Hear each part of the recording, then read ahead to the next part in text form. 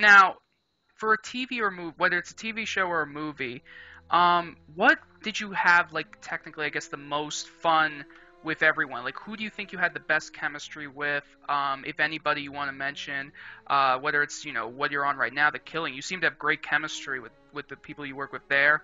You had amazing chemistry with The Rocketeer. I couldn't even tell you the script. You guys seem to be so fluent with that. Do you recall any just part or any chemistry that worked so well for you that you had so much fun with? Was it maybe working with Alan Arkin or Timothy Dalton? I mean, yes. I've had plenty of situations that were exactly that over the years. I wouldn't know where to begin, to tell you the truth. Certainly in The Rocketeer with Jennifer Connelly and Alan, and I mean, but there have been many with whom I've had fantastic chemistry over the years. It's very difficult to say. Celia Ward just pops into my mind from Once and Again. Dana Delaney, though in fact that was on the stage and not on the screen.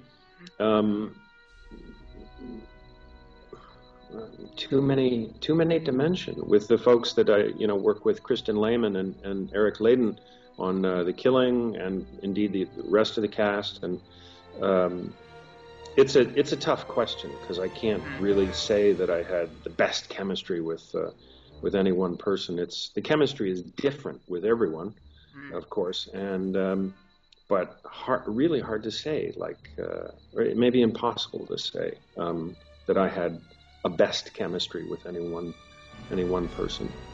Right. So, now to get a bit off movies. Now, I know, thanks to a couple of sources, that you are very interested in sailing. Am I correct? You seem to love it. Now, correct me if I'm wrong. You were on a couple of experiences, particular unique experiences. I don't know if did you take you across the world? Yes, I sailed around the world with Wow. in a square, what they call a square rigger. Do you know anything about ships, sailing ships? Unfortunately, I'm not the expert to ask. Okay, well, anyway, I sailed around the world a couple of times in a tall ship. It's not a technical term, but what most people think of as a tall ship. And I enjoy working on. It's part of my love for old things and old, times. Right.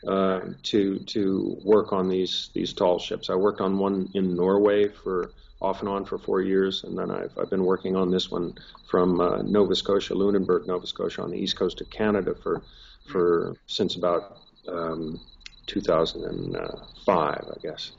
So, and I'm building a schooner in Nova Scotia as well. Nice. I'm building my own sailboat in Nova Scotia.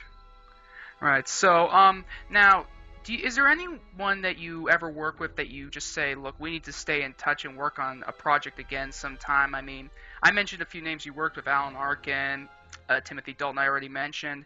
I mean, I understand it's obviously not like that. You can't just obviously have them be in the same project with you all the time. But do you ever, like, after you're done with a TV show or a movie, you just tell them, okay, listen, we need to stay in contact and make sure we get on a project again sometime because we had such a great time? Did you ever stay in touch with guys like Alan Arkin? And if you did, do you still stay in touch with them? Do you still hope to work with them again? Yeah, I do. I'm in touch with Alan. We talk once or twice a year, and with other people, and it's not so much about working together at a future date as it is just wanting to stay in touch with people that you like.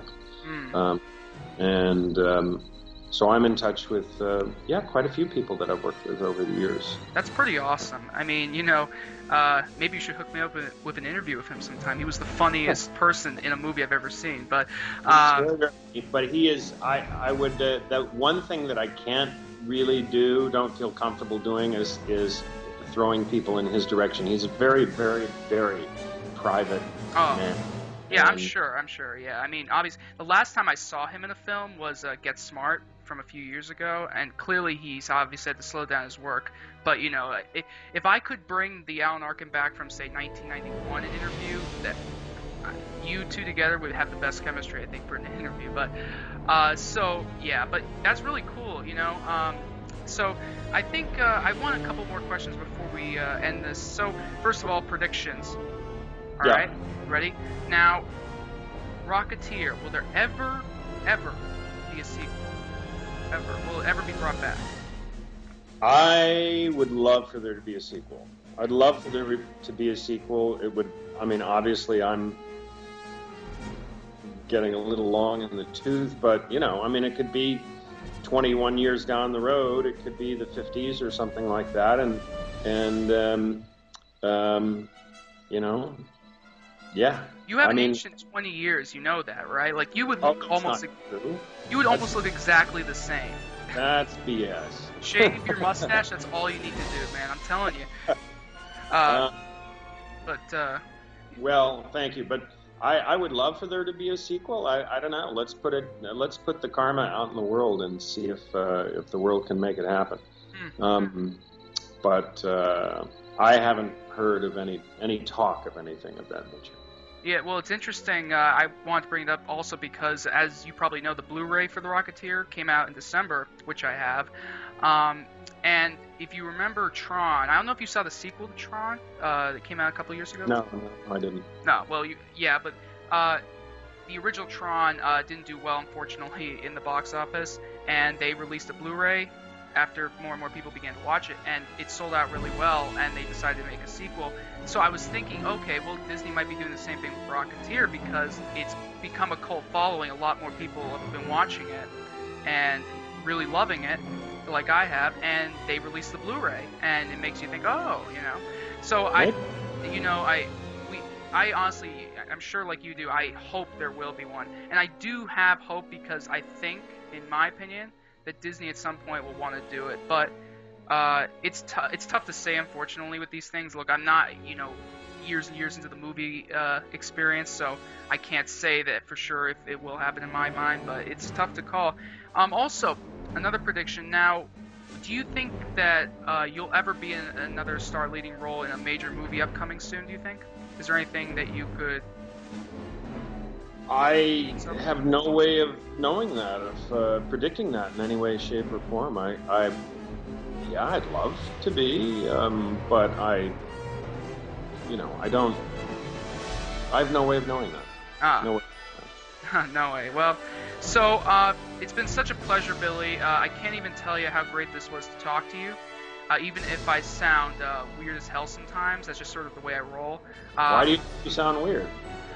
Because I'm kind of people tell me I'm a fast talker sometimes, and make it clear, and even though I know you're a down-to-earth guy, I know that because I've seen you, other people interview you, I know you're down-to-earth, and that's one of the great things I think about you, is that you are not one of those people who's sort of like, oh, come on, let's get this over with, blah, blah, blah, blah. You're willing to sit down with someone, no matter who it is, and talk with someone, and I think that's great, I was watching the Jon Stewart footage. I don't know if you remember in 2000. If you go way back, you were brought on by Jon Stewart. Oh yes, I did a Jon. Yes, and that's right. And it seemed like it's so down to earth, even though you were on like one of the biggest shows now. And that's such an amazing thing to have. So I just thank you so much, Billy. I really hope to talk to you soon. I don't know. Are you busy often? I'm sure you are, but if you are, you can ever just let me know if you're ever available. Maybe we can do another show again soon if you want. It's up to you, but sure. Just hit me up on Twitter. Crazy thing these days about the internet. Anyways, so thank you so much again, Billy. Take care. All right. Yeah, you too.